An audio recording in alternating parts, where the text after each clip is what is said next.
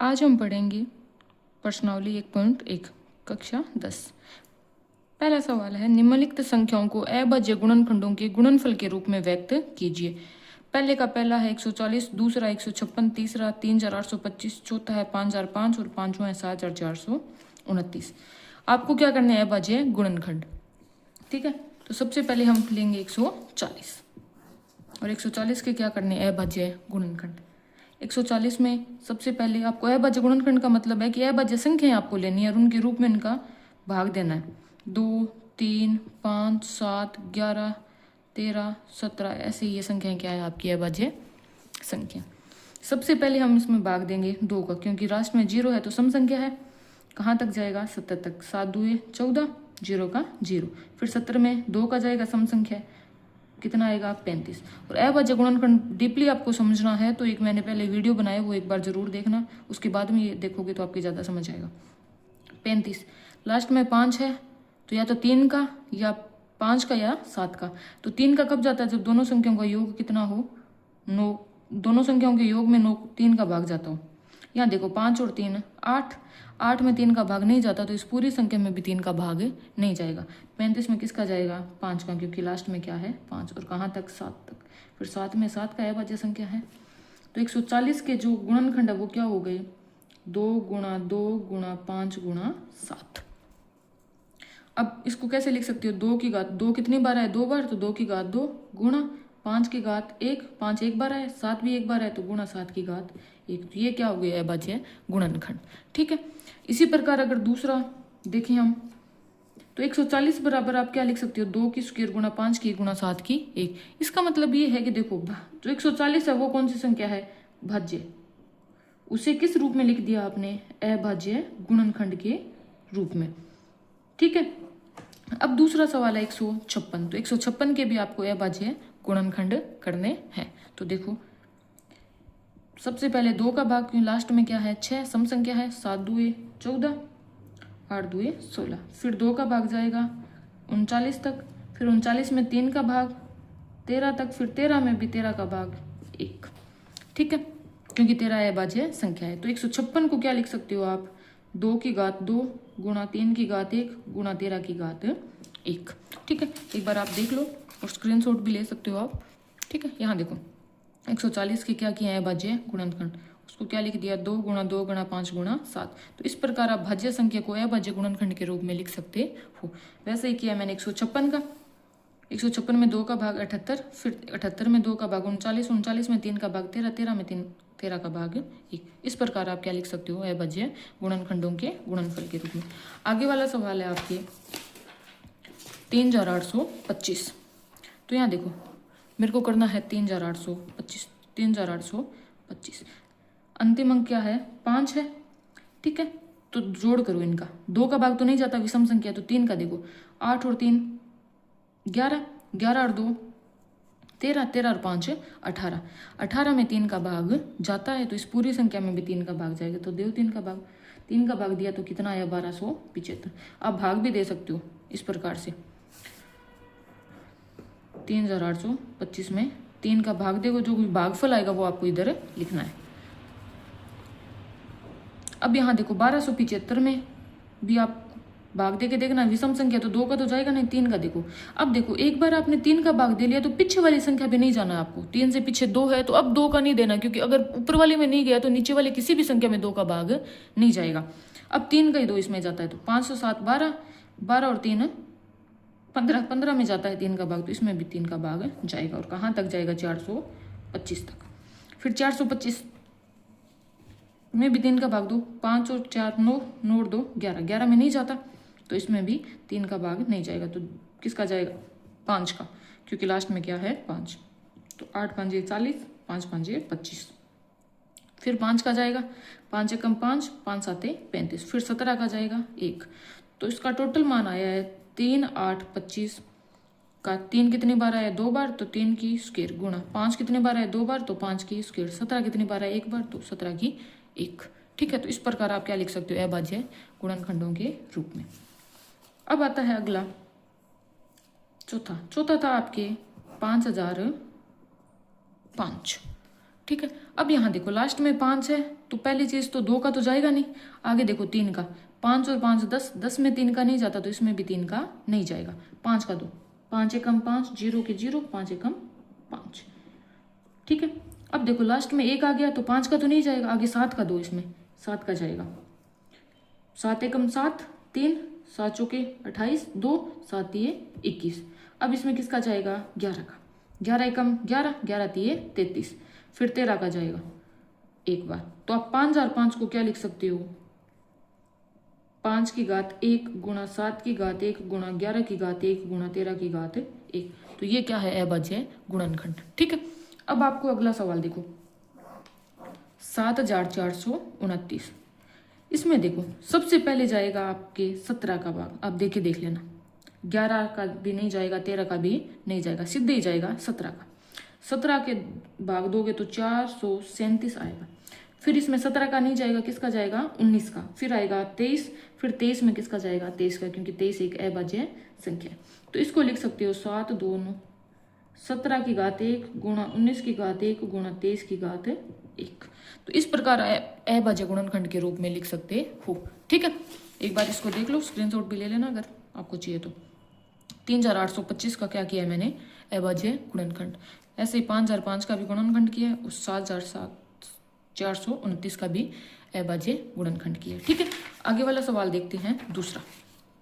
यहाँ देखो दूसरे सवाल में पूर्णांकों के निम्नलिखित युग्मों के HCF और LCM ज्ञात कीजिए तथा इसकी जांच कीजिए कि दोनों संख्याओं का गुणनफल बराबर होता है HCF गुणा LCM। तो दूसरे का पहला दिया 26 और 91 का निकालना है, दूसरे 510 और 92, तीसरा 336 और 54। तो पहला सवाल देखते हैं 26 और 91, ठीक है। तो सबसे पहले 26 का आपको पता है HCF और LCM निकालने के लिए आपको अभाज्य गुणनखंड करने हैं, ठीक है। तो सबसे पहले करोगे 26 का, फिर करोगे 91 का, ठीक है। तो करो 26 का करोगे तो सम संख्या है तो 2 का भाग जाएगा, 2 एकम 2, 2 ये 6, 13 विषम, ये विषम भी है और अभाज्य संख्या भी है, तो 13 में 13 का ही जाएगा 1 तक। अब 91 में 2 का नहीं जाता, 3 का देखो, विषम संख्या तो 2 का नहीं, 3 का देखो, 9 और 1 10, 10 में 3 का नहीं जाता तो इसमें भी 3 का नहीं जाएगा, 5 का लास्ट में 1 है तो नहीं जाएगा, फिर जाएगा 7 का, और कहाँ तक, 13 तक, 13 7 91, फिर 13 का 13 में। तो आप देखो 26 को आप लिख सकते हो 2 गुणा 13, ठीक है, और आप 91 को लिख सकते हो 7 गुणा 13। आपको निकालना है HCF और LCM। अब HCF में क्या होता है कि दोनों में उभयनिष्ठ जो संख्या है वो देखनी है आपको, ठीक है। यहाँ देखो 2 गुणा 13 की है, ठीक है, और 1 आपको पता है सबका अभाज्य गुणनखंड होता है, तो आपको गुणा में 1 भी लगाना है जब HCF और LCM निकालो तब, ठीक है। दोनों में कॉमन केस कौन है, 13 13, तो 1 तो 13 आ जाएगा, 1 क्या है 1 और 1, गुणा में क्या आ जाएगा 1, तो 13 को 1 से गुणा किया 13। अब LCM देखो, LCM में आपको एक चीज देखनी है, जो बड़ी संख्या है उसके जो अभाज्य गुणनखंड है उनको पहले लिख लेना है, 7 गुणा 13 गुणा 1। अब आपको देखना है कि जो आपने लिख दिया नीचे, अब दूसरी संख्या पे चलना है, दूसरी कौन सी है इसमें 26। अब 26 में जो अभाज्य गुणनखंड है उसमें देखो कि जो आपने LCM के बराबर जो संख्या उतारी है उनमें कुछ संख्या रह तो नहीं गई है। यहाँ देखो 2 है, 2 बराबर में नीचे आपने नहीं उतारा, तो गुणा करके आप क्या उतारोगे 2। 13 आगे वाला अंक क्या है 13, तो 13 नीचे LCM के बराबर आ चुका है तो इसको नहीं उतारना, 1 भी आ चुका है तो इसको भी नहीं उतारना। तो आपका जो LCM होगा वो होगा 2 गुणा 7 गुणा 13 गुणा 1, और इसका जो गुणनफल आएगा वो आएगा 182। तो LCM क्या आ गया आपका 182। अब आपको करनी है जांच, ठीक है, क्या करनी है जांच। तो आपका LCM कितना आ गया, 7 गुणा 13 गुणा 2, 182। अब आपको करनी है जांच, ठीक है। जांच में आपको पता है, आपको सूत्र पता है कि LCM गुणा HCF बराबर होता है A गुणा B, और A और B क्या है आपकी जो संख्या आपको दी गई है, और LCM और HCF आपने निकाला है। अगर दोनों मान बराबर आ गए तो आपकी LCM और HCF सही है, वरना क्या है आपकी गलत, क्योंकि ये मैंने पीछे बताया था, ये थ्योरम है या फिर एक सूत्र है कि LCM और HCF का गुणनफल बराबर होता है दोनों संख्याओं के गुणनफल की। तो आपका HCF और LCM सही है या गलत है, ये आप इस सूत्र से भी जांच कर सकते हो, ठीक है। तो यहाँ देखो LCM का गुणा करोगे, LCM कितना है 182, HCF कितना है 13, संख्या कितनी है 26 और 91। करो इन दोनों का गुणनफल करोगे तो 2300 आएगा 66, गुणा करके देख सकते हो आप, 2 3 और इसका भी आएगा 66, 2366। तो यहाँ देखो ये वाला मान इस वाले मान के क्या है बराबर, यानी LHS RHS के क्या है बराबर। तो आपने जो HCF और LCM निकाला है वो क्या है एकदम सही। ठीक है, इसको आप एक नज़र में भी देख सकते हो, देखो इधर स्क्रीनशॉट भी ले सकते हो। यहाँ देखो 26 के अभाज्य गुणनखंड कर लिए, 91 की कर लिए, HCF आएगा 13 गुणा 1 13, LCM आएगा 2 गुणा 7 गुणा 182। फिर मैंने किया यहाँ पे जांच, दोनों मान क्या आ गए बराबर। इसका मतलब आपका HCF और LCM क्या है बराबर। ठीक है, अब अगर आगे वाला देखते हैं 2 नंबर 510 और 92। ठीक है, तो 510 के और 92 के क्या करने हैं आपको अभाज्य गुणनखंड। तो सबसे पहले करोगे 510 के, करो सम संख्या है तो 2 का भाग जाएगा, देखो 2 का भाग, 2 2 4, 5 2 10, 5 2 10। अब देखो 2 का नहीं जाएगा विषम संख्या, अब 3 पे चलो, 3 देखो 5 5 10 और 2 12, 12 में 3 का जाता है तो इसमें भी 3 का जाएगा, और कहाँ तक 85 तक। ठीक है, 85 में किसका जाएगा 5 का, फिर 17 तक, 17 5 85। ठीक है, फिर 17 में जाएगा 17 का, और कहाँ तक 1 तक। ठीक है, अब करना है आपको 92 का। 92 में देखो सम संख्या है तो 2 का भाग जाएगा, और कहाँ तक जाएगा आप भाग देख सकते हो भाई। 92 में 2 का, 4 2 8, घटाया तो 1 बच गया, ऊपर से 2 उतारा 12, 6 2 12, शेषफल कितना आ गया 0। तो जो भागफल आया वो कितना है 46। तो यहाँ क्या लिखा जाएगा 46। 46 सम संख्या है तो फिर 2 का भाग कितना आएगा 23, फिर 23 अभाज्य संख्या है तो 23 में 23 का जाएगा और 1 तक। ठीक है, अब आपको पता है कि HCF जो होता है वो मान होता है उभयनिष्ठ गुणनफल, और LCM होता है उच्चतम घात। तो उसी अकॉर्डिंग हम देखेंगे, देखो HCF कितना आएगा। दोनों में आपको देखना है कि कॉमन कौन से हैं। दोनों में देखो 2 आ रहा है तो 2 कॉमन आ गया। ठीक है, और देखो और कोई संख्या ऐसी है जो दोनों में कॉमन आ रही है, कोई भी संख्या नहीं है। ठीक है, एक तो आपको है ही लेना ही है, एक दोनों में क्या है कॉमन, तो 2 गुणा 1 बराबर में 2। अब निकालना आपको LCM में मैंने बताया जो सबसे बड़ी संख्या उसके अभाज्य गुणनखंड लिख लो। तो बड़ी कौन सी है 510, तो लिखो 2 गुणा 3 गुणा 5 गुणा 17 गुणा 1। ठीक है, अब देखो कि ऐसे कौन से मान है जो 92 में आए हैं लेकिन आपने LCM के बराबर नहीं उतारे हैं। तो देखो 2 कितनी बार आया है 92 में 2 बार, लेकिन आपने कितनी बार उतारा है 1 बार, तो 1 बार और लिखो, लिख दिया। अब देखो आगे 23 LCM के बराबर नहीं उतारा है तो आप 23 भी यहाँ उतारोगे। ठीक है, तो ये जो गुणनफल है वो क्या रहेगा LCM, इसका गुणनफल का मान आएगा 23,460। ठीक है, अब आपको करनी है जांच। ठीक है, अब जांच आपको पता है LCM गुणा HCF बराबर होता है A गुणा B। LCM कितना है आपने निकाला है 23,460 गुणा HCF कितना है 2, संख्या कौन सी है 510 गुणा 92। ठीक है, अब दोनों के गुणनफल करोगे तो इनका मान आएगा 46,920 और इनका भी आएगा 46,920। दोनों मान बराबर है, इसका मतलब आपका HCF और LCM क्या है बराबर। ठीक है, यहाँ आप एक नज़र में भी देख सकते हो, देखो ये रहा 510 के अभाज्य गुणनखंड किए हैं, उसके बाद में क्या निकाला है मैंने जांच, HCF और LCM निकाली, उसके बाद में क्या किया है जांच। ठीक है, इस प्रकार आप कर सकते हो। अब आता है तीसरा। ठीक है, कि तीसरा कैसे है। तीसरे में आपको मान दिया है 336 और 54। ठीक है, 336 और 54। तो देखो इधर 336 का अभाज्य गुणनखंड करने, तो सम संख्या तो 2 का जाएगा, और कहाँ तक जाएगा 168 तक। 168 भी सम संख्या है तो फिर 2 का भाग जाएगा इसमें, और कहाँ तक जाएगा 84 तक। अगर समझ नहीं आता है तो 168 का 2 से गुणा करके देख लेना, 336 ही मिलेगा। और आप पीछे मेरा एक वीडियो भी बनाया हो वो भी देख सकते हो। 84 भी सम संख्या है, इसमें भी किसका भाग जाएगा 2 का, और कहाँ तक जाएगा 42 तक। 42 भी सम संख्या है तो इसमें भी 2 का भाग जाएगा, और कहाँ तक जाएगा 21 तक।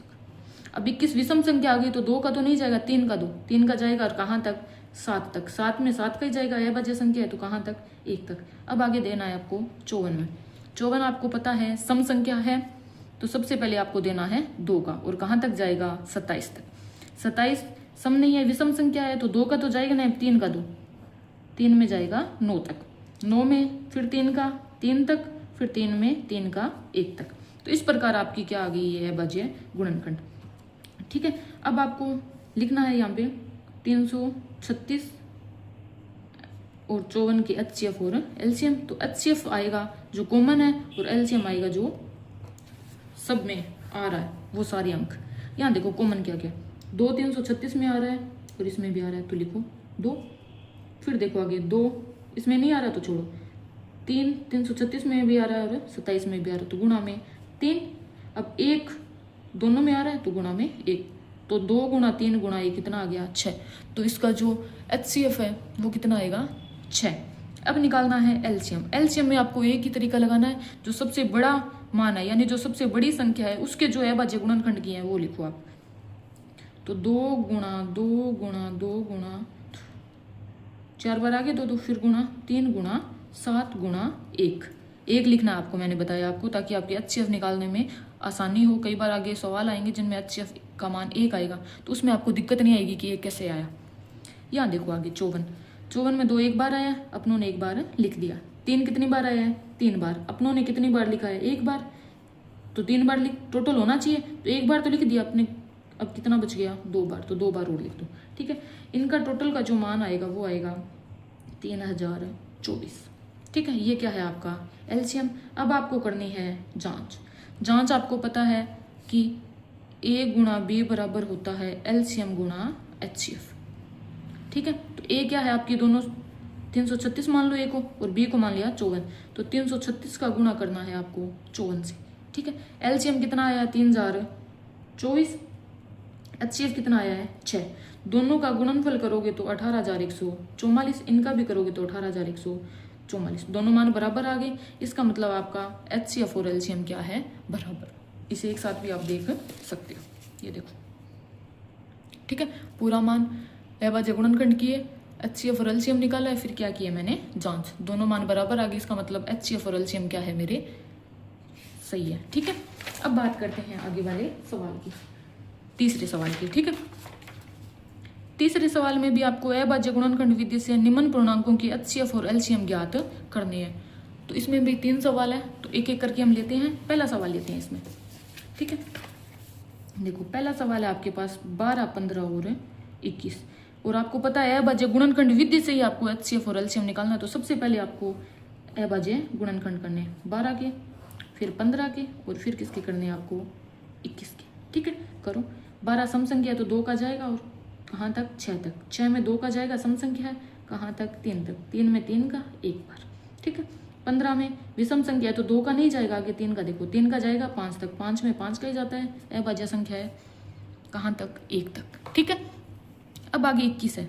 21 आपको पता है विषम संख्या है तो 2 का तो जाएगा नहीं भाग, 3 का दो, 3 का जाता है, 7 3 21, 7 3 21। ठीक है, अब 7 में 7 का जाता है और कहाँ तक 1 तक, तो ये क्या हो गया है अभाज्य गुणनखंड। ठीक है, अब आपको निकालना है HCF और LCM। ठीक है, HCF देखो तीनों में जो कॉमन है, अब 3 संख्या आ गई तो तीनों में कॉमन देखना आपको कि तीनों में ऐसी कौन सी संख्या है जो गुणनखंड के बाद समान है।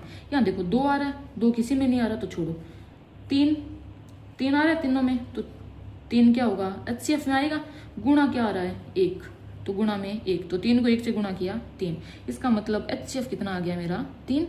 अब आपको एलसीएम निकालना है। एलसीएम में मैंने आपको बताया जो सबसे बड़ी संख्या है उसके जो गुणनखंड हो रहे हैं वो लिख लो। 21 है, दोनों तीनों में बड़ी, तो लिखो 3 गुणा 7 गुणा 1 लिखना आपको। ठीक है, लिख दिया। अब देखो इन दोनों में कि ऐसी कौन सी संख्या है जो यहाँ आपने नहीं उतारी है। देखो 3 कितनी बार आया 15 में 1 बार, और 1 बार आपने उतार दिया है। 5 देखो 1 बार आया, आपने एलसीएम के बराबर 1 बार भी नहीं उतारा, तो गुणा में क्या लिख दोगे 5। आगे 12 में देखो, 12 में 2 नहीं आया, एलसीएम के आगे तो 2 भी लिखो, गुणा में लिख दिया। 2 कितनी बार आया 2 बार, तो 2 बार लिखो। 3 एक बार आ गया तो इसको छोड़ दो। अब जो आप गुणा करोगे वो आएगा गुणनफल 420। ठीक है, तो इस प्रकार का आपने HCF और LCM दोनों ज्ञात कर लिए। तो अभाज्य गुणनखंड विधि से आप इस प्रकार HCF और LCM ज्ञात कर सकते हो। ठीक है, और इसे एक बार आप देख भी लो कि 12 15 और 21, 12 के अभाज्य गुणनखंड किए, 15 के भी किए और 21 के भी किए, अलग अलग लिखे हैं। ठीक है, मैं सीधे ही बता रही हूँ यहाँ से, और आपको ऐसे अलग अलग लिखना है। इस प्रकार से आपको अगर परीक्षा में आपके क्वेश्चन आते हैं तो इस प्रकार से करना आपको पैटर्न से, ताकि आपके नंबर कटने की संभावना कहीं भी ना रहे। ठीक है, अब देखो आगे HCF निकाल लिया 3 और LCM आ गया 420। अब आगे वाला कौन सा है 17 23 और 29। तो अब आपको करना है 17 23 और 29 का। 17 के देखो आपको पता है 17 23 और 29 तीनों ही अभाज्य संख्या है। 17, 23 और 29 तीनों ही क्या है, अभाज्य संख्या। तो इनमें दो दो गुणनखंड होंगे, तो लिखो 17 में 17 का ही भाग जाएगा और कितनी बार, एक बार। 23 में 23 का ही भाग जाएगा, कितनी बार, एक बार। और 29 में 29 का ही भाग जाएगा, कितनी बार, एक बार। हो गए गुणनखंड। अब आपको निकालना है HCF।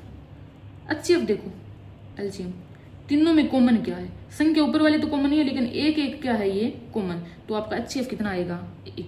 ठीक है, और आप इसे ऐसे भी कर सकते हो, 17 बराबर लिखा है 17 गुणा 1, 23 बराबर लिखा है 23 गुणा 1, 29 बराबर लिखा है 29 गुणा 1। तो तीनों में कॉमन क्या है आपके, 1, तो 1 लिख दिया, HCF आ गया 1। अब आती है LCM की, तो दोनों में, ये तीनों संख्याओं में बड़ी संख्या कौन सी है, 29, तो 29 गुणा 1।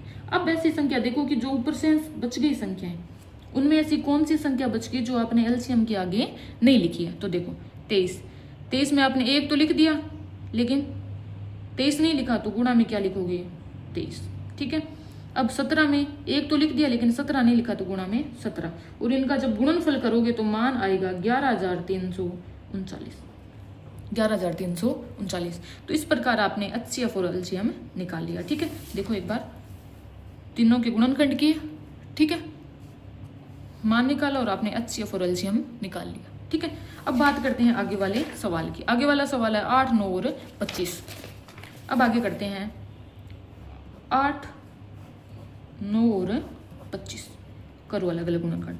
8 सम संख्या है, तो 2 का भाग जाएगा, तो दो 2 का भाग कहाँ तक, 4 तक, 4 2 8। ठीक है, 4 में 2 का कहाँ तक, 2 तक, 2 में 2 का कहाँ तक, 1 तक। ठीक है, अब 3 का, 3 सम संख्या नहीं है, विषम है, तो 2 का तो जाएगा नहीं, 3 का 2, 3 3 9, 3 में 3 का 1 तक। 25, 2 का जाएगा नहीं, विषम संख्या है, 3 का 2, 5 और 2 7, 7 में 3 का भाग नहीं जाता, तो इस पूरी संख्या में भी 3 का भाग नहीं जाएगा। अब बच गई आगे वाली 5, तो 5 का जाता है कहाँ तक, 5 तक, 5 में 5 का 1 तक। तो ये क्या हो गया है, अभाज्य गुणनखंड। अब आपको निकालना है HCF। देखो तीनों में जो कॉमन है वो आपको देखना है। ठीक है, लिखो 8 बराबर आपने लिखे हैं 2 गुणा 2 गुणा 2 गुणा 1। 9 बराबर लिखा है आपने 3 गुणा 3 गुणा 1। और 25 बराबर आपने लिखा है 5 गुणा 5 गुणा 1। तो तीनों में जो कॉमन है वो क्या है आपका, 1। तो HCF कितना हो जाएगा, 1। ठीक है, तीनों में जो कॉमन है, ठीक है, तो HCF कितना हो जाएगा आपका, 1। अब आपको निकालना है LCM। ठीक है, LCM में मैंने बताया जो बड़ी संख्या है उसके गुणनखंड लिख लो। बड़ी कौन सी है, 25, तो लिखो 5 गुणा 5 गुणा 1 गुणा। अब ऊपर देखो, आपने जो संख्या छूट गई वो लिखो। 3 कितनी बार है, 2 बार। अपना एक बार भी नहीं है, तो दोनों बार लिखो, 3 गुणा 3। 1 तो लिखा हुआ है पहले से, तो नहीं लिखना। यहाँ देखो 2 कितनी बार है, 3 बार, तो 3 बार लिखो पहले। 1 तो आ गया, अब लिखने की आवश्यकता नहीं है। तो इस प्रकार आप LCM निकाल सकते हो और इनका गुणनफल करोगे तो मान आएगा 1800। कितना आएगा, 1800। ठीक है, तो इस प्रकार आप कर सकते हो। मैंने यहाँ पे लिखा है, देखो 8 9 25 का किया है, 8 का 9 का और 25 का। इस प्रकार है अभाज्य गुणनखंड किए हैं, फिर LCM और HCF निकाला है। ठीक है, तो इस प्रकार आप कर सकते हो। ठीक है, अब आगे वाला सवाल की बात करते हैं, चौथा। अब हम बात करते हैं अगले सवाल की, चौथे की। HCF आपको दिया गया है 9 और LCM आपको ज्ञात करना है और संख्या आपको दी गई है ब्रैकेट में 306 और 657। ठीक है, तो यहाँ देखो आपको HCF दिया गया है 9 और LCM आपको क्या करना है, ज्ञात करना है और संख्या आपको दी गई है 306 और 657। ठीक है, जब आपको इस टाइप का सवाल दे दिया जाए, ठीक है, जिसमें आपको HCF दिया जाए और LCM आपको क्या करना हो, ज्ञात, तो आपको एक चीज़ याद रखनी है कि कभी भी इसमें संख्याओं के अभाज्य गुणनखंड करके नहीं निकालने, इसमें टाइम ज़्यादा वेस्ट होता है। तो डायरेक्ट आप क्या लगाओगे, सूत्र। ठीक है, तो यही हम सूत्र लगाते हैं। देखो आप जानते हो कि HCM गुणा HCF बराबर होता है A गुणा B, और A मैंने 306 को माना और B 657 को। दोनों का गुणनफल करो। LCM आपको ज्ञात करना है, HCF आपको दिया है 9, A गुणा B, यानी A का मान है 306 और B का मान है 657। अब आपको निकालना है LCM। तो 306 गुणा 657 बट्टे में क्या आ जाएगा, आपको पता है जब LCM के गुणा में क्या है 9 और बराबर में जब आप लेके जाते हो किसी गुणा वाली संख्या को तो किस में जाता है, भाग में। ठीक है, तो यहाँ गुणा में बराबर में लेके जाओगे तो किस में जाएगा, भाग में। अब आपको गुणनफल करना है और भाग देना है, ठीक है। अब देखो 9 को मैं 306 से काटूं, 9 से 306 को काटूं तो 9 एकम 9, 9 थी 27, असील कितनी बच गई 3, 36, 9 चौके 36, तो मान आएगा 34 गुणा में 657, और इन दोनों का गुणनफल करोगे तो मान आएगा 22,338। तो इस तरीके से आपने क्या निकाल दिया, एलसीएम, ठीक है। अब यहाँ देखो एक बार, मेरे पास HCF था 9, एलसीएम ज्ञात करना था, इस प्रकार आप कर सकते हो, और परीक्षा में इसी तरीके से आपको सवाल करके आना है, ठीक है। एलसीएम कितना है 22,338। अब बात करते हैं अगले सवाल की, 5वें की, ठीक है। जांच कीजिए कि क्या किसी प्राकृत संख्या n के लिए संख्या 6 की पावर n अंक 0 पर समाप्त हो सकती है, ठीक है। तो इस प्रकार का सवाल हमने पीछे एक उदाहरण भी था, आपने वो भी किया है। तो यहाँ देखो, आपने 0 पर समाप्त संख्या कौन सी हो सकती है, 0 पर समाप्त कब होगी, जब 5 गुणा में 2 आ जाए, चाहे 5 की घात कितनी आ जाए, 2 की घात कितनी आ जाए, लेकिन आना 5 गुणा 2 ही चाहिए। 5 को 2 से गुणा करोगे तो 10, यानी 0 तब भी आ सकता है जब आपके पास अभाज्य गुणनखंड 2 गुणा 5 के रूप में हो। और संख्याएं भी हो सकती है, लेकिन ये दोनों तो आने ही चाहिए, तब भी वो संख्या 0 पर समाप्त हो सकती है, वरना कोई भी संख्या 0 पर समाप्त नहीं होगी। तो आपको दी हुई है संख्या 6 की पावर n, ठीक है। तो 6 की पावर 1 करोगे तो 6 आएगा, 6 की पावर 2 करोगे तो 36 आएगा। इस प्रकार ये आपको मान दिया गया है। तो यहाँ देखो, 6 के अगर अभाज्य गुणनखंड करोगे तो कैसे होंगे, 6 में सम संख्या 2 का भाग जाएगा, 3, 3 में 3 का 1, तो यानी 6 को आप लिख सकते हो 2 गुणा 3 की पावर n, 6 की पावर n को, ठीक है, 2 गुणा 3 की पावर n। अब यहाँ देखो, अभाज्य गुणनखंड में 2 तो आ गया लेकिन 5 नहीं आया, इसका मतलब 0 नहीं होगा, ठीक है। 5 और 2 दोनों साथ में आने जरूरी है, तब भी अंतिम अंक इकाई का अंक 0 हो सकता है। यानी इकाई के अंक का मतलब होता है कि जो ये संख्या है वो 0 पर समाप्त हो सकती है, ठीक है। लेकिन आपका 2 तो आ गया लेकिन 5 नहीं आया, इसका मतलब जो 6 की पावर n है वो कभी भी 0 पर समाप्त नहीं होगी। इस चीज को मैंने लिखा है और परीक्षा में आप इसी तरीके से लिख के आओगे। देखो, किसी संख्या के 0 पर समाप्त होने के लिए उसके अभाज्य गुणनखंड 2 गुणा 5 के रूप में होने चाहिए। 6 की पावर n बराबर में 2 गुणा 3 की पावर n, यहाँ अभाज्य गुणनखंड 2 गुणा 5 के रूप में नहीं है, अतः हम कह सकते हैं कि 6 की पावर n कभी भी 0 पर समाप्त नहीं होगी। यहाँ आप 2 की पावर n या 5 की पावर m भी कर सकते हो, आपकी चॉइस है ऐसे, ठीक है। तो इस प्रकार आप ये हल कर सकते हो, ठीक है, और इसी प्रकार लिखे होगे तभी आपके नंबर अच्छे आ सकते हैं। अब आगे सवाल आता है 6 नंबर। व्याख्या कीजिए कि 7 गुणा 11 गुणा 13 प्लस में 13 और 7 गुणा 6 गुणा 5 गुणा 4 गुणा 3 गुणा 2 गुणा 1 प्लस 5 भाज्य संख्याएं हैं, और क्यों है ये आपको पता है, भाज्य संख्याएं हैं, लेकिन इसने पूछा है कि कारण बताओ कैसे है, ठीक है। तो इस चीज को हम बताएंगे कारण। तो पहला सवाल लेते हैं अपने, 7 गुणा 11 गुणा 13 प्लस में 13, ये सवाल, और आपको सिद्ध करना है कि ये भाज्य है या नहीं है। तो देखो, इसमें क्या लोगे आप, देखो प्लस का है, इसका मतलब इसमें कितने पद हो गए, 2, कितने हो गए, जब प्लस या माइनस आ जाते हैं तो वो पदों में विभक्त हो जाता है, ठीक है। अब यहाँ देखो, दोनों पदों में कॉमन कौन सा है, यानी उभयनिष्ठ कौन आ सकता है, तो 13 दोनों में समान है या नहीं है, और ठीक है, तो 13 क्या आ जाएगा बाहर। यहाँ बचेंगे 7 गुणा 11 प्लस का प्लस, यहाँ देखो 13 के साथ में आप गुणा में 1 भी लिख सकते हो, तो 13 को 1 से गुणा करोगे तो 13 ही, कोई फर्क नहीं पड़ेगा।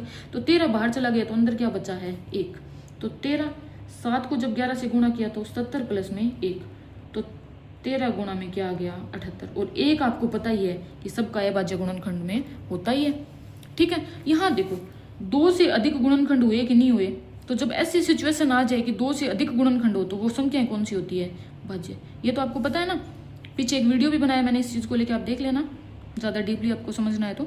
भाज्य संख्या क्या होती है, जिसके 2 से अधिक क्या हो गुणनखंड, ठीक है। और अभाज्य कौन सी होती है,